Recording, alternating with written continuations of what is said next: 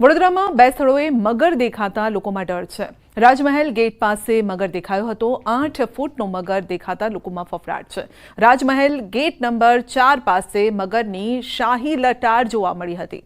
બીજી તરફ લાલબાગ બ્રિજ નીચે પણ 4 ફૂટના મગરે ડેરો જમાવ્યો। જીવદયા પ્રેમીઓએ બંને મગરનું રેસ્ક્યુ કર્યું।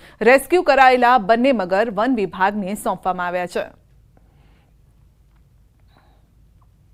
અમરેલીના રાજુલા જાફરાબાદમાં વધી છે સિંહની અવરજવર। ભાવનગર સોમનાથ નેશનલ હાઈવે પર રાત્રે 2 સિંહ લટાર મારવા નીકળ્યા હતા।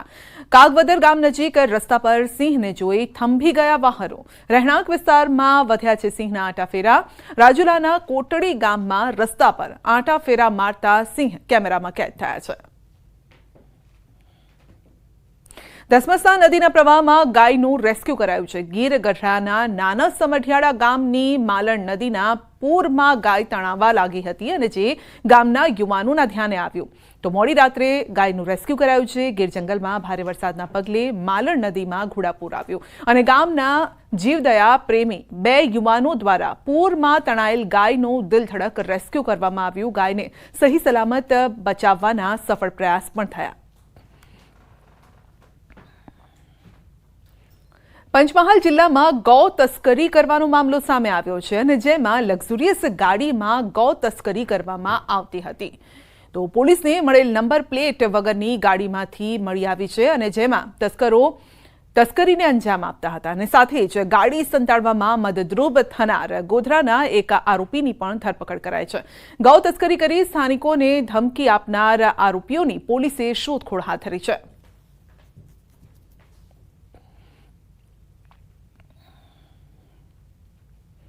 ગુજરાત હાઈકોર્ટના એડવોકેટે એએમસી કમિશનરને પત્ર લખ્યો છે। ગોતા છારોડી વસંતનગર જવા તરફનો માર્ગ બંધ કરાતા રાહદારીઓને હાલાકી પડી રહી છે અને જે મુદ્દે હાઈકોર્ટના એડવોકેટે પત્ર લખ્યો છે।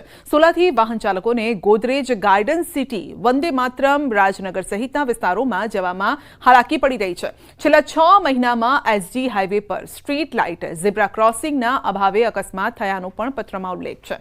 એસજી હાઈવે પર સ્પીડ બ્રેકર સ્ટ્રીટ લાઇટ સહિતની વ્યવસ્થા ઊભી કરવા પત્રમાં રજૂઆત કરાઈ છે। परंतु आ रोड क्रॉस करवा माटेनी कोई ज पेडेस्ट्रियन माटेनी कोई ज ध्यान आपवामां नथी आव्युं। एक बे नानी जग्या राखवामां आवी छे अने बीजी जाળી રાખવામાં આવી જે લોકોએ ક્યાં જાય લોકો કોઈ ચાલતો માણસ 5 કિલોમીટર ફરીને યુટર્ન મારીને પોતાના ઘરે ન જઈ શકે। પૂર્ણ છે કે પેડેસ્ટ્રિયન માટેની કોઈ જ વ્યવસ્થા ન કરીને એકદમ અણઘડ રીતે આ રસ્તાઓનું જે કટ છે બંધ કરી દેવામાં આવ્યા અને જેના હિસાબે નાના મોટા ઘણા બધા અકસ્માત હંમેશા થતા રહેતા હતા।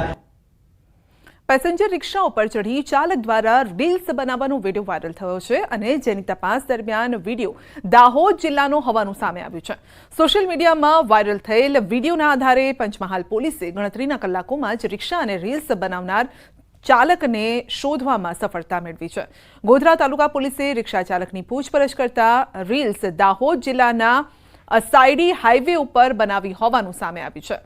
તો ચાલક વિના રિક્ષા દોડતી રહી અને મોજથી ચાલક અન્ય વાહન ચાલકો માટે જોખમ ઊભું કરતો રહ્યો તો પોલીસે કાર્યવાહી કરતા રીલ્સ બનાવનાર ચાલકે હવે ક્યારે આ પ્રકારની રીલ નહીં બનાવે તેવું કહી અને માફી માંગી।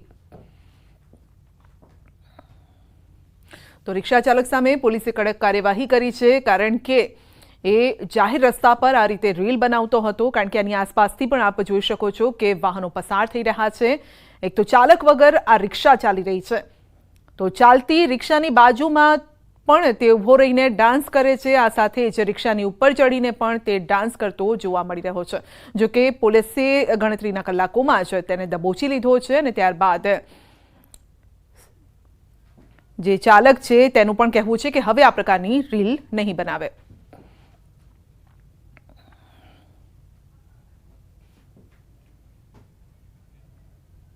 નવરાત્રીને હવે ગણતરીના દિવસો બાકી છે ને ત્યારે સુરતમાંથી હથિયારો સાથે 2 વ્યક્તિ ઝડપાયા છે। સુરતની કાપોદ્રા પોલીસે દેશી હાથ બનાવટના કટ્ટા અને જીવતા કાર્ટીઝ સાથે 2 વ્યક્તિને દબોચ્યા છે। કાપોદ્રા પોલીસે નાના વરાછા ચીકુવાડી બ્રિજ પાસેથી રિક્ષામાં આરોપીને પકડી પાડ્યા છે। આરોપીઓ અન્ય વ્યક્તિને કટ્ટા વેચવા લાવ્યા હતા તો આરોપી પાસેથી 2 હાથ બનાવટના કટ્ટા 3 કાર્ટીઝ 3 મોબાઈલ અને 1 રિક્ષા કબજે કરાઈ છે. આરોપીઓ પાસેથી 3.20 લાખથી વધુનો મુદ્દામાલ પણ કબજે કરાયો છે. સઘન ચેકિંગ કરતા રિક્ષાની અંદર બેઠેલ 3 ઈસમો પાસેથી દેશી બનાવટના કટ્ટા નંગ 2 તથા જીવતા કાર્ટિસ નંગ 3 તથા 3 મોબાઈલ અને ઓટો રિક્ષા મળી કુલ્લે કિંમત ₹3,20,000 જેટલો મુદ્દામાલ હસ્તગત કરવામાં આવેલ છે. બુલેટિનમાં અત્યારે બસ આટલું જ. રજા આપશો. નમસ્કાર.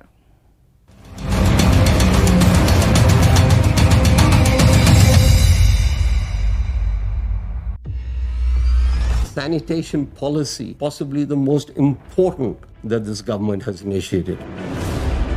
Overall, there were about 110 million toilets constructed. ये एक सामाजिक आंदोलन से बढ़कर के जन आंदोलन बना.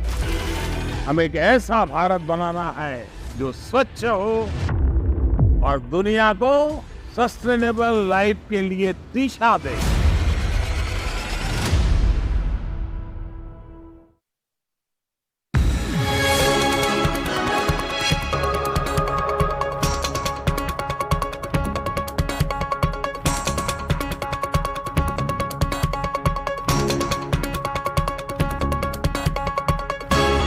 બીજા દિવસે વરસાદ પડ્યો. કોડીનારના ગ્રામ્ય વિસ્તારમાં વરસાદ પડ્યો. સતત બીજા દિવસે ગાજવીજ સાથે વરસાદ થયો. બાવના, પીપળવા, માલશુરમ, માલગામ, જંત્રાખડી સહિતના ગામોમાં વરસાદ પડ્યો. નવરાત્રી પહેલા વરસાદથી ગરબા આયોજકોની વધી ચિંતા. વડોદરાવાસીઓની જાણે દશા બેઠી હોય તેવું લાગી રહ્યું છે. કુદરત રૂઠી હોય તેમ વડોદરા પર 2 મહિનામાં ત્રીજી વાર પૂરનું સંકટ મંડરાયું. વિશ્વામિત્રી નદીની સપાટી ભયજનક સપાટીથી 1 જ ફૂટ ઉપર છે. હાલ વિશ્વામિત્રીની સપાટી વધીને 25 ફૂટે પહોંચી. ભયજનક સપાટી 26 ફૂટ છે. કાલાઘોડા બ્રિજની જળ સપાટી 25 ફૂટે પહોંચતા ફરી પૂરનું સંકટ તોળાયું. ધીમે ધીમે નદીની સપાટી વધી. જેમ જેમ પાણીનું લેવલ વધી રહ્યું છે તેમ તેમ વડોદરાવાસીઓના ધબકારાના લેવલ વધી રહ્યા છે. લોકો જીવ તાળવે ચોંટાડીને બેઠા છે. વિશ્વામિત્રી નદીની સપાટી વધતા કાંઠા વિસ્તારમાં પાણી ભરાવાનું શરૂ થઈ ગયું છે. પરશુરામ ભઠ્ઠા વિસ્તારમાં પાણી ઘૂસ્યા છે. પરશુરામ ભઠ્ઠાના ઝૂંપડપટ્ટી વિસ્તારના દ્રશ્યો જુઓ.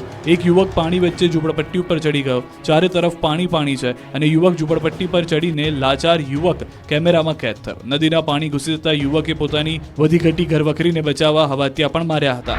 બીજી તરફ વડસર ગામમાં વિશ્વામિત્રી નદીના પાણી ફરી વળતા જળબંબાકારની સ્થિતિ સર્જાઈ. કાંસા રેસિડેન્સી, સમૃદ્ધિ, કોટેશ્વર ગામમાં પાણી ઘૂસી ગયા હતા. પાણી ભરાતા ઘણા લોકો પોતાના ઘરમાં ફસાયા. રાત્રે ફાયરની ટીમે રેસ્ક્યુ માટે પહોંચી સાથે જ એનાઉન્સમેન્ટ કરીને લોકોને સચેત કરાયા. નદીનું સ્તર સતત વધી રહ્યું હોવાથી લોકોને તાત્કાલિક સલામત સ્થળે ખસી જવા સૂચના આપી. વડોદરામાં વિશ્વામિત્રી નદીના પાણી કહેર મચાવે તે પહેલા વરસાદી પાણી ભરાતા નુકસાનીના પણ દ્રશ્યો જોવા મળ્યા.